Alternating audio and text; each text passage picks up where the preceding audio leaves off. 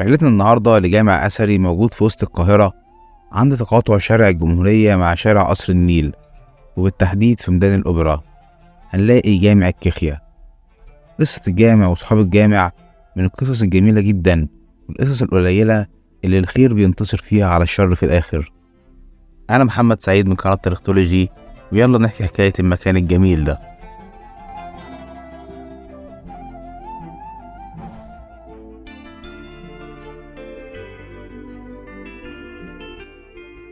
مسجد كيخية أو الكيخية أو مسجد عثمان كتخودة القاص دغري. اتبنى المسجد هنا سنة 1147 هجري 1734 ميلادي، يعني تقريبا من 300 سنة إلا كام سنة، يعني عصر عثماني.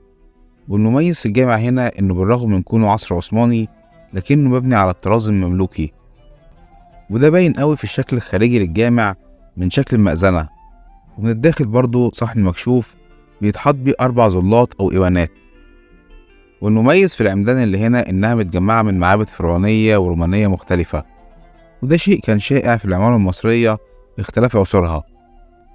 صاحب المسجد هو عثمان كتخودة مستحفظان القاص دغري، وكلمة كتخودة دي مش اسم، دي وظيفة ومعناها وكيل الوالي، أو بلغتنا احنا دلوقتي حاجة كده زي محافظ.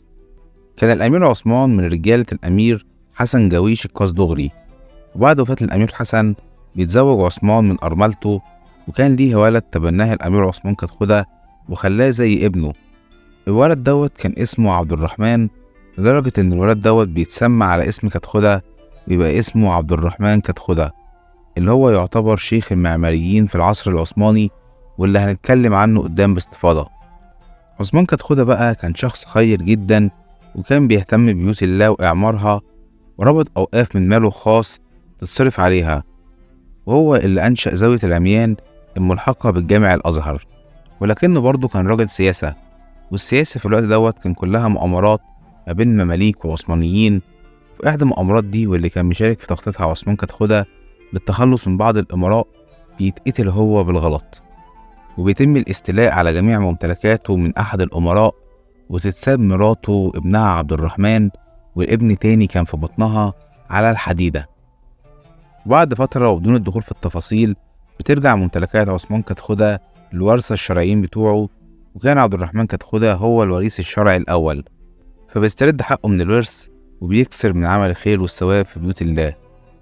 ومن أهم أعمال عبد الرحمن كتخودة سبيل وكتاب كتخودة اللي في شارع معز، وتوسعة جامع الأزهر اللي زود طوله وعرضه 50 عمود من الرخام، وبنى مساجد لأحفاد رسول الله وآل البيت زي السيدة زينب والسيدة سكينة والسيدة رقية والسيدة فاطمة وغيرهم كتير قوي، وأعمال خير ما نقدرش فعلا نتكلم عنها من كترها.